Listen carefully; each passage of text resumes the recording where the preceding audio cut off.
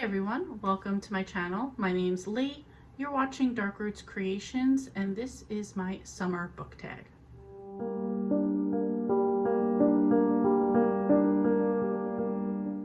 So I did this tag back in 2021. I will leave the link to that video in the description box below. I don't remember who the originator was or who I watched it from, but it is in that video if you want to check that out. Okay, since I did this one in 2021, I decided to challenge myself a little bit more with the questions and only pick books that I've read so far in 2023. And I did this one partially, so this wasn't an entire Ellen Hildebrand recommendation video. And just for the extra challenge, since I did only do it 2 years ago, and I think at that time I used like every book I ever read. So let's get started. Question 1. What book cover makes you think of summer? For this one, I'm going to go with Fit or Fatality by Kathy Daly. This is part of one of her Bay series. I want to say the Resort at Castaway Bay series. I'll put the cover right here.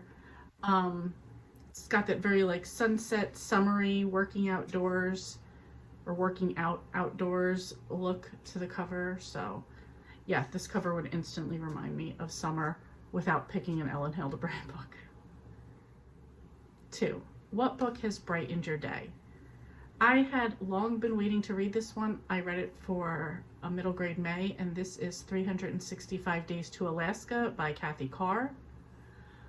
Again, I'd been waiting to read this. This is about a girl and her family who live like deep in the woods of Alaska. Their parents are separating and they're moving back east with their mom and moving in with their grandmother, and life there is totally different.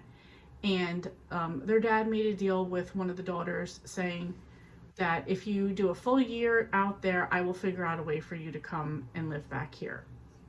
And it's just about the sisters' experiences living there, the grandmother and the mother dealing with like the differences that the girls have to put up with, and just the changes they encounter and go through while living in Connecticut. Number 3, find a book with yellow on the cover. For this, I'm going to go with Honeymoons Can Be Hazardous by Amanda Flower. This is part of the Amish matchmaking series. I believe it's number 4.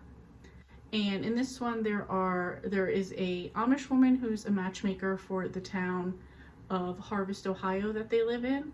And this is kind of an Amish thing. There is like somebody in the town, often an older person, who kind of is a matchmaker for people. And so it's kind of her adventures as well as her English friend and just the adventures that they go on and kind of hooking people up with each other and what she thinks will work and what she doesn't think would work.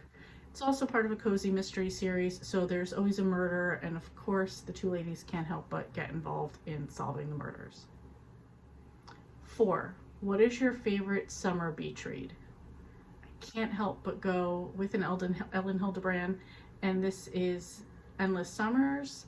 I read that earlier this year, and this one was, throughout all of her books, this was either like an additional scene, a deleted scene, something to add on or give a little bit of extra information for a bunch of different stories.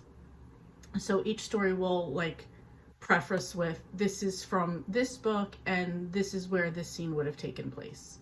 Having read all of Ellen's work, this was kind of interesting to go back and fit them in where they would have properly belonged, or just like rereading like little scenes. So 5. What action book had you running for the ice cream man? For this one, I'm going to say Hide and Seek by Kathy Daly. It's part of one of the Bay series, cannot remember which one. In this one, it immediately starts off with this woman is like about to testify against the mob, and this was them trying to get her daughter. This is Sydney and the good guys, Sydney and her team, trying to get the daughter out of where she's at and get her to safety. So right from the beginning, it's super action packed. I felt like the way that it played out, I felt like I was like watching a movie in my mind, and as like the FBI or whoever went in, one of them gets killed, and like Sydney's like, oh shit, I have to like really go in and like get her, and just like all like the little moves and the bait and switches that went on throughout it was like super fast paced, and I loved it. Number 6, Sunburn. What book left you with a bad or painful ending? For this one, I'm going to go with The Sixes by Kate White. I think this is supposed to be a bit more of a dark academia. A new teacher comes to school. She's friends with the principal, and it's sort of this the Sixes, which are supposed to be like kind of like an underlying secret society, and different things that have been happening at the school, and the teacher trying to investigate. She has her own past that she's kind of dealing with, that she really probably shouldn't have been in this type of situation, figuring things out. I just thought the ending to it was, I mean, it was okay throughout it, but I thought at the very end, I was just like, no. I gave it a 2 because I didn't 2 stars because I didn't absolutely hate it, but I mean, it didn't even hit 3 for me, which would be like average or good. So yeah, disappointment. 7, Sunset. What book gave you the happiest feeling when it ended? For this, I'm going to go with 1225 Christmas Tree Lane by Debbie Maycomer. This is part of the Cedar Cove series. And having read through the entire series, a couple novellas in between there, and then like a sequel after it. But I'd say number 12, which was the last one of like the original cast. Just like everybody's story came together, everything wrapped up really nicely, and just like left me with that like warm, cozy Christmas feeling, everybody getting together for a great family reunion. So yeah, I don't know. That's the book I go with. 8, what book cover reminds you of a sunset? This is a thriller book, so the actual book isn't like happy sunsets, but the cover of Just the Nicest Couple by Mary Kubica does have like a nice sunset if you didn't know what the book was about. Number 9, what book or series are you hoping to read this summer?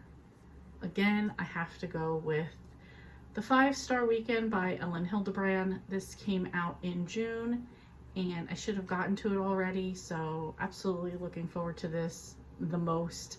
Love to read Ellen Hildebrand in the summer.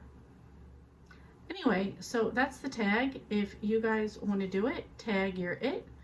You can make a video. If you don't have a channel and you still want to put your answers, please put them down below. I would be interested in hearing what your answers would be. And yeah, that's it. Thank you so much for watching, and I will see you next time.